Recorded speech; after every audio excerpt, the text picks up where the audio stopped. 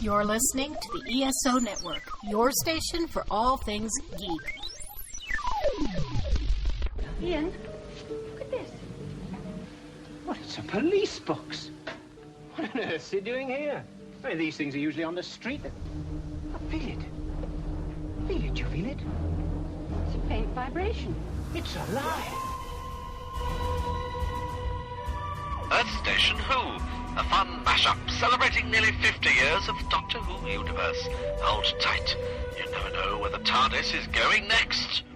Who are you? I'm glad you asked that again. Bit of adrenaline, dash of outrage, and a hint of panic knitted my brain back together. I know exactly who I am. I'm the Doctor. Sorting out fair play throughout the universe. Now please, get off this planet while you still have a choice. Hey everyone, and welcome to another episode of the Earth Station Who podcast. That's right, kids. We are back. And yes, the Wonder Years or Dead Years, or no, that's kind of cold to do it. Deadwood, no. How about the OK Corral time, folks?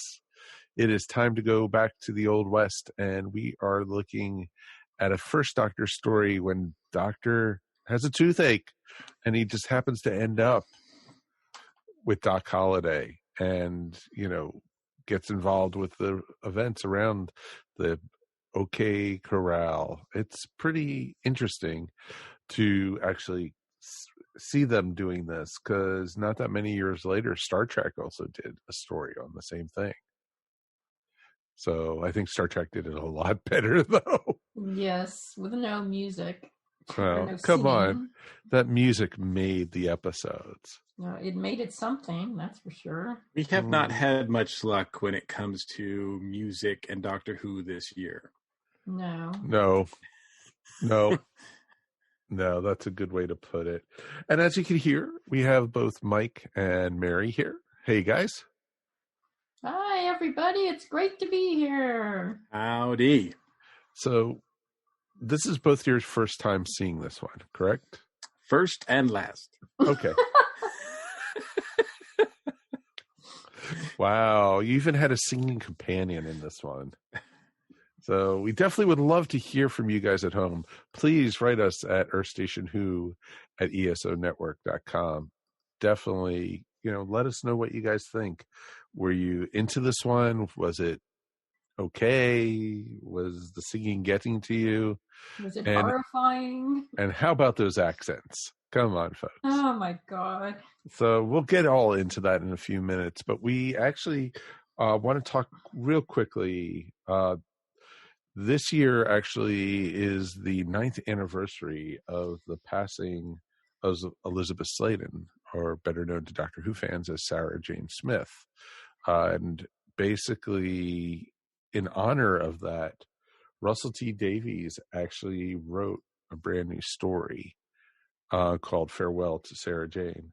And it is amazing what they did. They had a narrator for it, and they actually even had some celebrities pop up, including the 3 companions that Sarah Jane had in the Sarah Jane Adventures.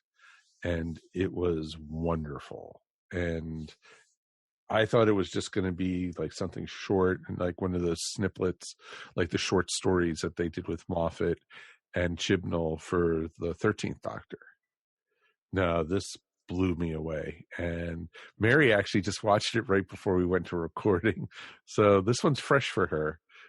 Thoughts? I'm still in tears. I was telling the guys, I cannot believe they're making me talk about the Gunfighters after just watching that about Sarah Jane. That was amazing. RTD, I hand it to you. That was the perfect farewell. Remember how much venom we used to have towards RTD? And, you know, when he was the showrunner, and this completely redeemed him for me. It really did. It was beautifully written, beautifully staged. The narrator was perfect. It was awesome. The one thing that Russell definitely you can say about him is that he had a love for classic Doctor Who, and in particular Sarah Jane. And I mean, it was on his watch that she had her own show. So I didn't watch all of her show. I only saw like select episodes. But the idea of it was pretty cool. And, you know, Elizabeth is one of my favorite actresses to appear as a companion as well. So I feel that same love. I only watched the video this morning, and yeah, I had much the same reaction as Mary. It's very emotional. It's very well written, very well performed by the narrator, who I didn't recognize. Like, was he the voice of Mr. Smith or something? Or I don't know. Were we supposed to know who he was? Yeah, I don't know. But he did a very great job. And then, of course, you have appearances from a couple of past companions who I believe, did both of them appear on Sarah Jane Smith Adventures, or only? No. I know Joe did. Joe Grant did. Ace did not. Gotcha. So it was nice to see Dorothy, as they called her. Yeah, I was going to say, yes. I'm like, I don't remember seeing Ace. There was no Ace. No, but it was great that she was there. It was Dorothy. Yeah, but it was wonderful how they did it, and I loved how they brought the 3 kids back, let everybody know what happened to them, and then it was awesome. And you know, they even told what happened to Mr. Smith, so it was pretty awesome. He's still there. He is still there. He's still there, waiting for adventures. Yep. Poor Dorothy got saddled with K9. Yeah. Yes, that seemed rather unfair. Well, she needed a new coffee table, so it was okay. An ottoman. Exactly. But they mentioned other companions showing up at the funeral service as well, and yeah, just really well done. So you know, we've seen we may not be getting new Who for quite some time, but you know, the past showrunners have really done a great job providing additional content for us during this quarantine time.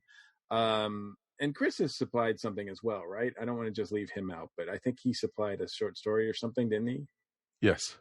Okay. So all the showrunners have done stuff. You know, and I saw that Arthur Darvill did a sort of a video segment that was Rory based as well. So written by Neil Gaiman, actually. Yes. So that was well performed. So yeah, I'm glad to see that, you know, the Doctor Who community is just entertaining themselves and is having fun doing it. No, exactly. And thank goodness they're doing this, because we've got a long way still to go. Yeah, I would imagine that this is going to create a longer delay with the new season, so than we would have had before. So however long we thought we were going to wait, we're probably going to wait that much longer now. Yeah, most definitely. And you know, it was wonderful. And I was like thinking when I started watching it, is the Doctor going to show up, and which Doctor? Yeah, I wondered about that too. But I think it's kind of good that they left the Doctor out of it. Well, I loved how they described, you know, when I think it was either Joe Grant or somebody was like saying, oh, the Doctor must be out, you know, saving the world from a black hole or something, you know. An asteroid from a giant squid. Exactly. Yes. And it was like, and it was perfect, because that's how they described the Doctor, and it was great how they did that. Well, and true, you couldn't have had that sort of last testimonial at the end where you know, Rani said that she chooses not to believe that she's dead, that she's just having endless adventures with the Doctor and you know, throughout time and space, which is a perfect ending. Oh, very much so. Yeah, and that was really beautiful, and she did it beautifully too. Yep. You know, a big upgrade for her from that scorpion that she was in the Tesla episode. So yeah, it was really awesome to see everybody back, and I really enjoyed it. And you know, if you get a chance, it's right up on YouTube, folks. It's free. We'll have a link to it up in the show notes. So if you ever get a chance, just watched Farewell, Sarah Jane, and you'll have tears. Yeah, just have an entire box of Kleenex next to you. Yeah, we did warn Mary about that. Yeah, even if you, are not the biggest Sarah Jane Smith fan, I recommend it just because it's. I think things like this are going to be considered, part of Doctor Who canon. So. Oh, I mean, why not? They're actually like written by showrunners and such. So. Mm-hmm. And and it was awesome, and bring on more if it's this kind of quality. If it's written by Chibnall, no. Poor Chris. No, because I'm going to just say it. The short story he did about, what the Doctor was thinking when she was falling from the TARDIS in the very first episode, that was just like kind of like, It just didn't do much for me. And, I'm not trying to be a Chris hater. Come on, I really am not. But it just fell a little flat. Yeah, it didn't really grab me either. I haven't read Paul Cornell's yet, have you? Oh, no, I haven't read that one yet. I did, and it's really good. Oh, good. Well, Paul I want Paul to write more episodes of Doctor Who. Oh, yeah. And everything, because... Yeah, that's the one thing I wish. I know that, Chibnall has kind of made this thing where he's, sort of edict that he's not going to use anybody who's written Doctor Who before. And I'm like, that's a mistake, I think, overall. It's so arbitrary. Why do that? I mean, I understand giving new people, a chance. That's fine, but it doesn't have to all be like that. No. Mix it up. When you've got people like Neil Gaiman and Paul Cornell and, others of note that want to contribute, just blanketly saying nope just seems like you're just what's the saying, cutting off your nose to spite your face, right? It's almost like he doesn't want to be overshadowed by these writers. Well, there might be that too. Okay. Yeah, so I'm just like seeing it, and it's just like it's kind of crazy. These people do such an amazing work. Paul, for those who don't know, Paul wrote Human Nature and was such a great storyline. It's one of my favorite Doctor Who stories ever. Yeah. And if you get a chance, also read the book because it's so different. And, than the actual, it's similar. It's a doctor. Well, it's a different doctor, a different companion, and it's also, the story's different. The only thing that pretty much is the same as the Fob Watch. But that's about it. And that the doctor's at a school back in the early, 1900s. So that's, but, that's close enough. So it's, if you want, we did review that episode way back, probably about 2 or 3 years ago already. So, and it's such a wonderful storyline to do. So, yeah, I could watch that one over and over again. Oh, I have. Yeah, I have too. Yeah, it's pretty awesome. Because actually I broke down and I'm trading in my DVDs of the David Tennant years, and I bought the Blu-rays because I wanted the upgrade. And I can understand that. And it also takes up less room. Yeah, I have that too. Yeah.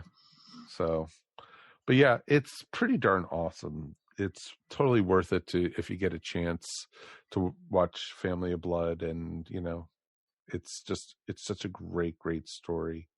And for a 2-parter, it's like thumbs up.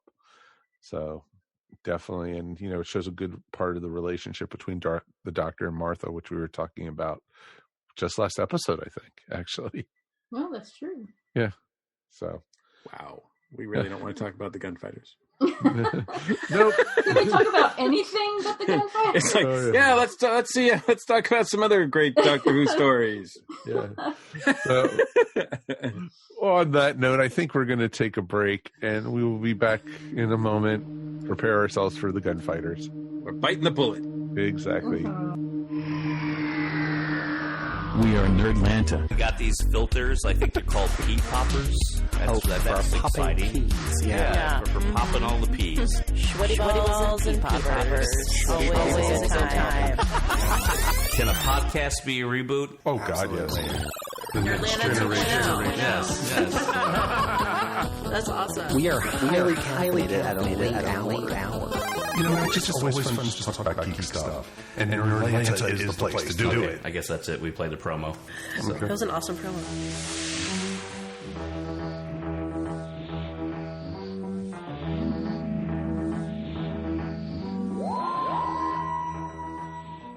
Hey everyone, welcome back to Earth Station Who. Let's travel now back to May 1966. That's right, where the Doctor visits Tombstone, Arizona in the Wild Wild West.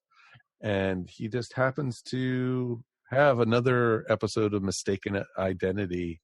And because he just happens to be called Doc in this one. Or Pops, or a couple different names. And he's confused with Doc Holliday, and basically the Clanton brothers are out for the Doctor. Dun, dun, dun! And then it just goes from there with some amazing singing. Not just by Best part. Not just by the narration, but also by Stephen. Poor Stephen Peter Regret. Yeah. Even regret. Oh, I bet he regrets singing that episode. Yeah, it's interesting because this is the second to last story with him in it, because he leaves during the Savages. Yeah, he didn't seem familiar to me at all. No, I don't think he wasn't around that long. I wonder why. No, he wasn't exactly Captain Charisma there. No, well, Dodo wasn't much better, but we actually saw Dodo leave in 2 stories from now in War Machine. Yeah, I recognized her a bit, but yeah, I was not. Ooh, man, yeah. I'll just say right away, and I think everybody who's already listening to this already kind of knows that this one was a tough one for us. And it's even tougher because I like the subject matter a lot. I mean, I'm not a Wyatt Earp or OK Corral expert, but I've seen a lot of different versions, as most people know that follow the network. Ashley and I have been watching a lot of Westerns lately and reviewing those on the Patreon and whatnot. So yeah, Wyatt Earp and Westerns has been sort of in my wheelhouse over the last 3 or 4 months. And wow, did they just not get anything right here? I'm like, it's not a great Doctor Who story. And it's not a great Western. It's a shame. Does this count as a historical episode? It literally it does. Well, here's the thing that's interesting, and we'll go off on maybe a little tangent here, but if you think about Us do that? No way. If you think about it, very, very few of the quote-unquote, for a show that prides itself on doing historical educational episodes, very few of the historical episodes are actually accurate. Yeah, I don't think they care at all, actually, about accuracy. They certainly didn't this time. I can't I can't think of any of the historical ones that we've seen that are like, oh yeah, that's what really happened. No, they all take a little bit of liberty. So, and plus, look, the OK Corral is an incident that is full of misinformation, and there's tons and tons and tons of versions out there. I think more folks have played Wyatt Earp in some form than any other maybe historical character of all time. There's just so many. And they're all different. I mean, the actual gunfight was only 30 seconds and it wasn't really that exciting. And it didn't involve half the people that are in this episode. Including characters like Bat Masterson, who was nowhere near Tombstone at the time. Yeah, that was really bizarre that they shoehorned him in there. Yeah. I didn't get that at all. Johnny Ringo wasn't there either. Johnny Ringo, how Western can you sound? Even though Johnny Ringo was in Tombstone, the movie. Yes. If you want to see a better version, not a more accurate, but a better, if you want to see a better version, and regardless of the accuracy, watch any other version. Yeah. Because They could have, I always look forward to the historical ones because they're usually pretty good or pretty interesting. But this one right off the bat is just not. And we've already mentioned that the companions were pretty weak. And I got to say, it's not William Hartnell's finest hour either. He looks great in the outfit, but apart from that, he just doesn't have any great moments. No, he seems very bumbling in this one. Sometimes not in a good way either. Right. Sometimes he seems like he knows what's going to happen. Like he's like when they mention Johnny Ringo, he's like, "Oh, I know that name," and so I'm like, "Oh, he knows what's going to happen." And then other times he just seems like he just doesn't know who anybody is. Yeah. And I don't know if that's the Doctor or if that's Hartnell or where that's coming from. He just seems kind of out of it the whole time. I mean, he does have a toothache. I mean, I feel like they were kind of going almost for like comedy, for a parody, but it just falls flat. And the song just keeps taking you out of it. I mean, it's just constantly there. They just hit you over the head with it. As if everything else wasn't great. Right. You've got this song that comes in every 5 minutes, every scene change. No, and exactly. They've never done that with Doctor Who before or since. And I'm like, why did they think that would be fine here?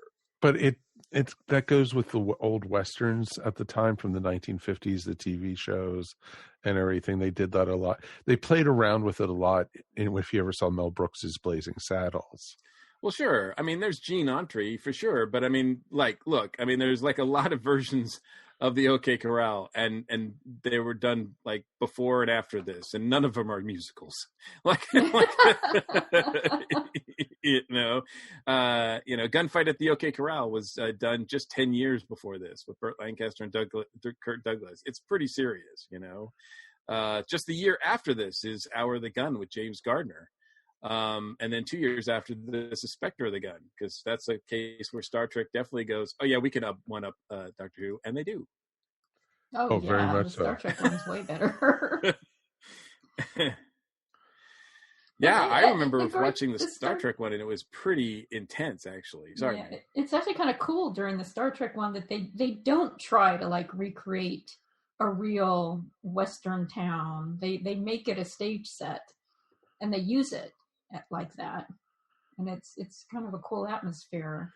And this one, I don't know if they were trying too hard, though. I have to say those accents, man. Oh God! They also were just completely take you out of the story, what there is of it.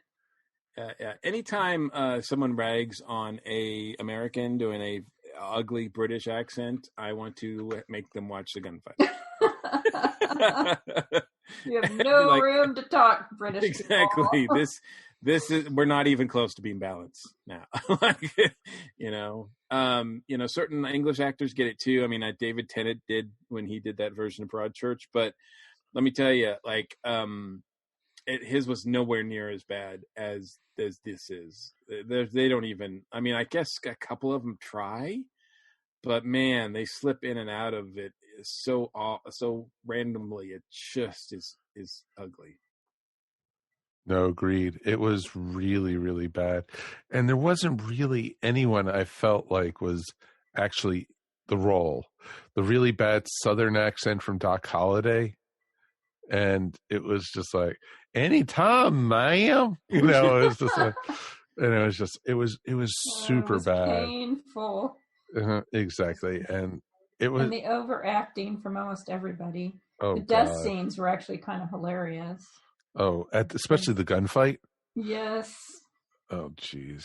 I mean, it was very cartoony and very overdone. Very cartoony, but very violent. I mean, this one is pretty violent in the number of people who die, and that was almost on the weird side of it. It was sometimes a little disturbing to me. Well, the bartender especially. Yes. Oh, especially since he's just laid there and everybody everybody keeps walking by him like, okay, he's dead, and then just moving on. It's like, should somebody take care of this? Like, it's in an eating establishment. Yeah, they do not care at all. Just lying there in his pool of blood, and they're like, okay. I also think the scene where Steven's about to be hung is a little intense too. Yeah. As they start to put that noose around his neck, I'm like, that's no joke. Like, that's no, like, I'm like, that, even as an actor, I'd be like, is it necessary to do this? Yeah, that surprised me too, because back then it really was a kids show. Oh, exactly. And people were being killed left and right. Yeah. And it's like, wait a minute, even like, it was just the people that were getting killed. It was all senseless. And it was pretty brutal with this. And if I had a kid, probably like 7 or 8, trying to have to explain what was going on, it would be like, the doctor didn't kill anybody, at least. He didn't bash anybody in the head with a rock. No. So. Well, come on. Here in the States, by that age, I was watching, Gunsmoke was always on the TV or whatever, like Big Valley and all that. So it was like I was watching Westerns from an early age, too. So it wasn't anything that was, uncommon. At least there wasn't any blood or anything, at least. But you would think for at least the British sensibilities, and in particular Doctor Who, that it would have something to say about either the stupid violence or the fact that it doesn't really work, or they put the Doctor in positions where he's like, I don't need a gun, I don't believe in them, my way's better, and yet ultimately it's not. And that's like a kind of a slap in the face to our characters as well. Here's the Doctor supposed to be the guy, and yet he's really not even, he's just in the way here. And he doesn't at the end of the day, he just leaves. It's just, he gets his tooth done and that's it. There's nothing that he does to affect any events here whatsoever. Well, also, Stephen and Dodo are completely unaffected by all this horror and chaos going on around them. They just do not care at all that they're surrounded by people getting shot and dead bodies. I think they were blinded by Stephen's shirt. Well, that's the thing. It could have been an interesting story where, the two of them, because at the beginning, they're so like, yeah, we want to be cowboys. And they're so into the romantic notion of what a cowboy is in the Wild West. At the end, even though I think they're over it, it's not really in your face as well, as far as like, yeah, it's not as cool and romantic and as exciting as you would think. It's something that you would actually not want to be part of. Yeah, exactly. There's no message here, that's for sure. No.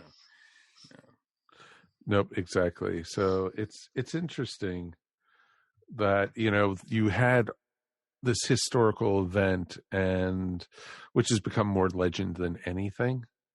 And, they totally made the town look like it was a block long and everything was right there. I'm actually shocked they used real horses. Yeah, every time they're riding the horses, I'm like, oh my God, the horses are going to hit the wall. I do have to correct you on one thing, Mike. You said that there was no blood in the episode, and there actually is blood, at least mentioned several times in that annoying song, which kind of struck me as odd. It's talking about blood mixed with sawdust in the Last Jazz Saloon. I'm like, that's a gross image. Stop singing that. Mm-hmm. Of course, I was pretty much just stopped singing that from... Yes, just stop singing that. Anything. Exactly. Well, it was just also interesting that we got with... it was just interesting where you got I guess the budget wasn't there or something, because you didn't even get to see the TARDIS materialize. All you heard was the noise. Yes, you didn't actually see the TARDIS. Yeah, that was stupid. I was like looking at it, waiting for it to materialize, and it's not there, and I'm like going, "Oh man, they can't even afford this." Yeah, and then they exactly. the next cut, it's like there, like around the corner, and I'm like, "That's different." Exactly. It's They just spent like all their money on the horses. and the Had to rent gunfire. the horses. Yeah. But it was funny because, you know, some of the cowboys looked okay, but most of them looked like, you know, typical 1950s Hollywood cowboys. And it was the era, and that just made me think of Back to the Future 3, where Marty got dressed like that when Doc Brown was sending him back from the 1950s. And they thought, hey, is the circus in town? And when he saw them all dressed up like that. Yeah, I mean, I think even the Doctor was kind of keen on that. Like when they came out in their little outfits, the companions did. He's like, you guys you look ridiculous. And the only way he could explain them away is that they were entertainers. Exactly.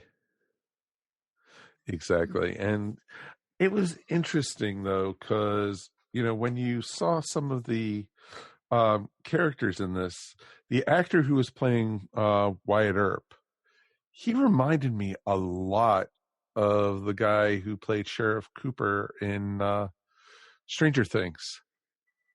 And, you know, and he was also Hellboy, and he was also going to be in the new Black Widow movie if that ever comes out.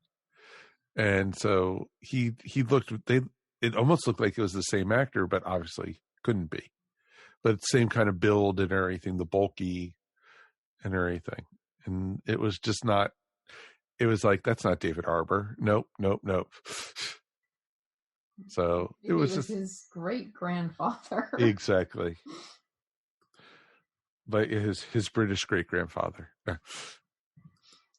But yeah, it was, I think, you know, I'm glad it was only 4 episodes. I was afraid it was going to be a 5 or 6 parter. Yeah, that it only seemed like 6. It really did. You know, I think all said and done, you know, you're kind of like, sometimes you kind of just go, why is this one survive?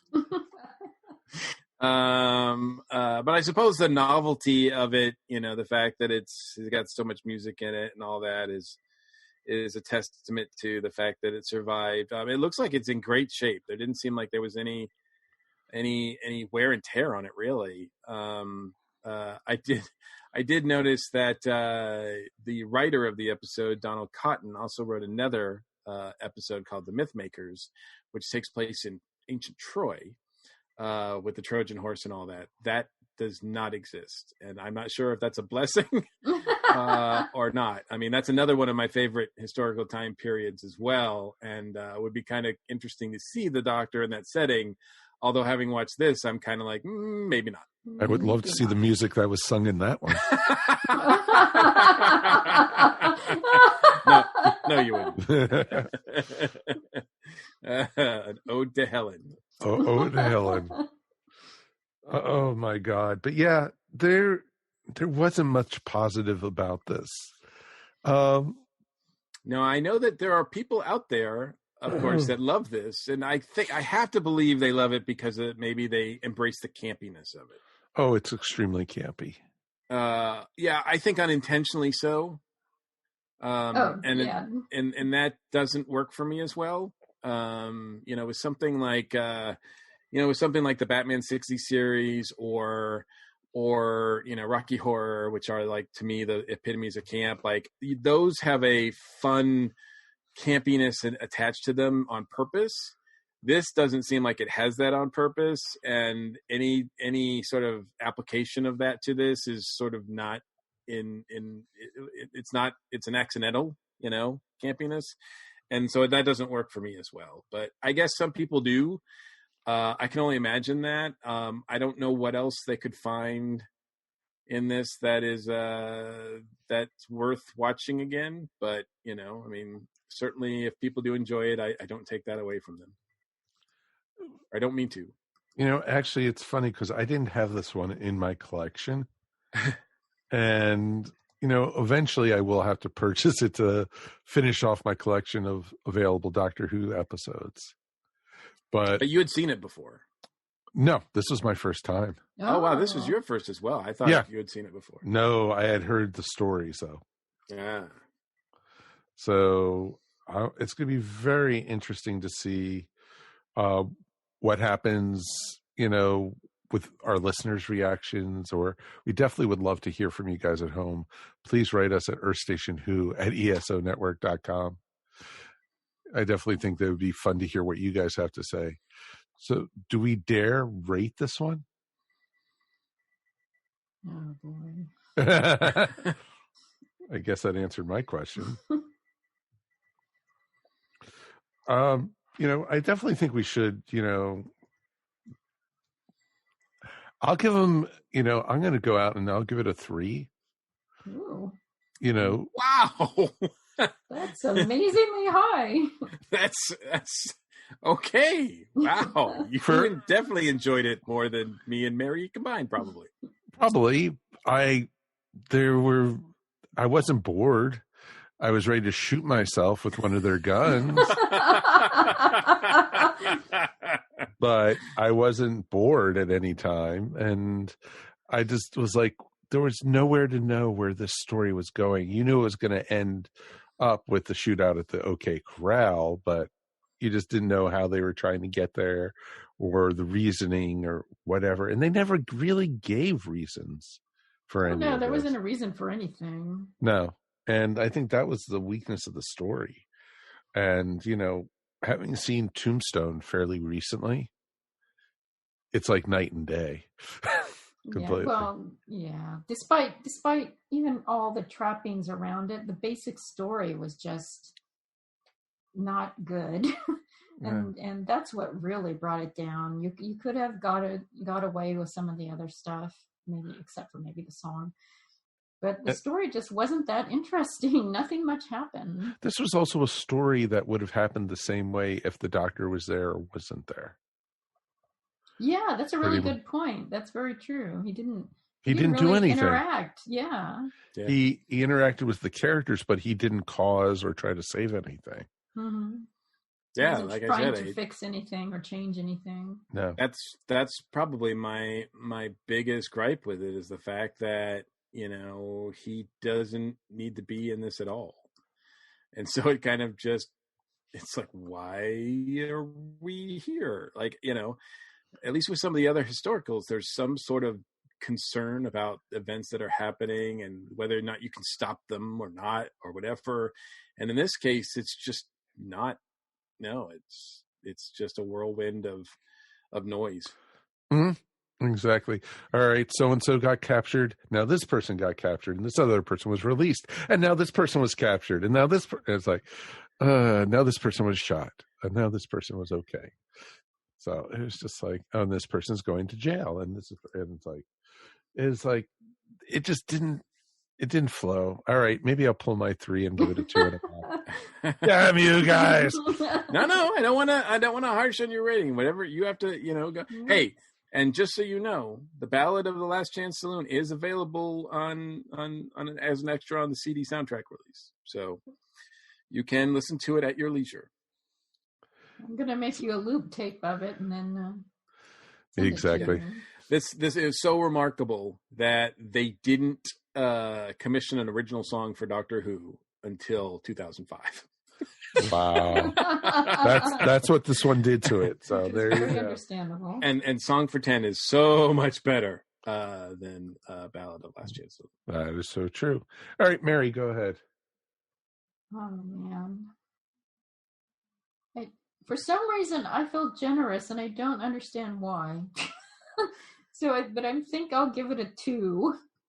Da, da, da, da, da, da, da, okay, now it's a 1.5. Because that song, oh my God, it is going to haunt me forever.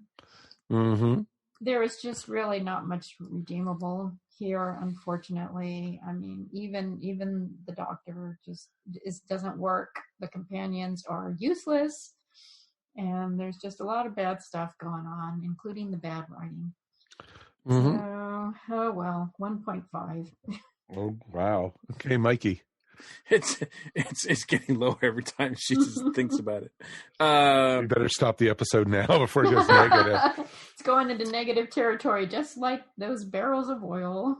I'm gonna give it 1 non-materializing TARDIS. It's just doesn't, and that's a perfect way to describe it, because this thing never materializes. It's just awful. I can't think of anything redeeming about this. I can't. It's just one that I'm going to file away and say, did that, survived, move on. Yeah, my advice out of this whole episode of Earth Station Who is for everyone to go watch Farewell, Sarah Jane. Exactly. Absolutely. Oh, man, sure. But, I mean, I also want to make it clear, it's not just because it's an old First Doctor story. There are First Doctor stories that I like a lot. Oh, God, yes. Oh, yeah. So I do not... Two episodes from this is War Machine, which is amazing. Yeah, I really like the Aztecs. Yeah, and the Aztecs, and there's several others. I really like the Reign of Terror. It's one of my favorites as well. Dalek and that's very similar. Earth. That's very similar to this one, where they're just caught up in events. It's interesting to note that in this era, they go back in time, but there's not usually an alien thing that happens or any sort of science fiction. They're just caught up in actual historical events that are not really accurate, but yet, played out that way. So, it's interesting that sort of element is interesting about it, but this one, and maybe it's just because I'm so, interested in the subject matter that I like deduct points, because it should have been way better than this. There's potential here. I mean, this could have worked as an idea. It just didn't. Yeah, and I think that's why I even will take some more points away from it, because they take an interesting concept. I mean, I don't think the Doctor would revisit the West until Matt Smith, right? I'm going through my database. I think you're right, actually. I'm sure maybe in a Big Finish he might have. But yeah, I think Matt Smith was the next one. So, and that one, he has a lot of fun with it. They all do. And it's so much better than this is. Oh, way better. Yeah. So I can't endorse this one at all. I'm sorry. This is one of the worst ones I've seen. Okay. Very understandable. Even worse than Ghostlight. I said it. Damn it. Wow. Wow. Whoa. Okay. He went there. See, Yes. he and even Mike talked about another Doctor Who episode, so we didn't have to talk about the Gunfighters. Right there. Anything to get us away from the Gunfighters. Okay. Come on, folks. We want to hear from you. Were we wrong on this one? Were we right? Were we being generous? That's the big question. Please write us at earthstationwho@esonetwork.com. We definitely would love to hear from you guys.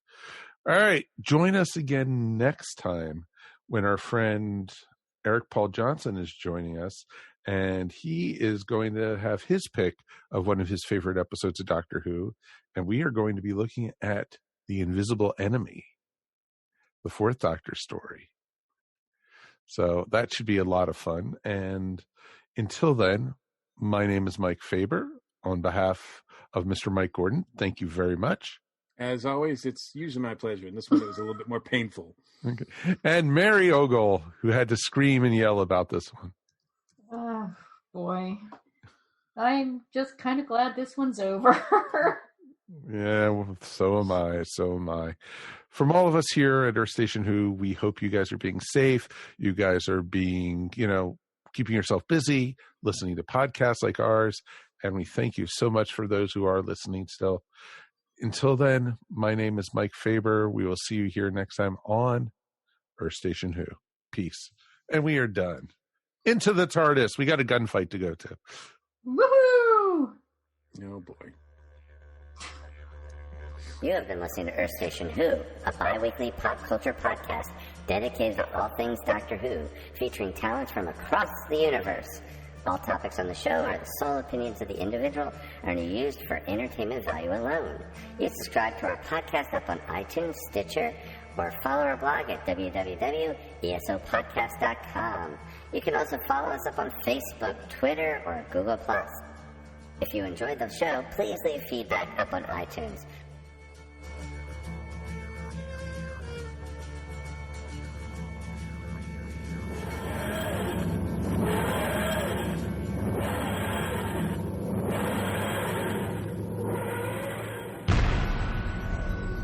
This has been a broadcast of the ESO Network.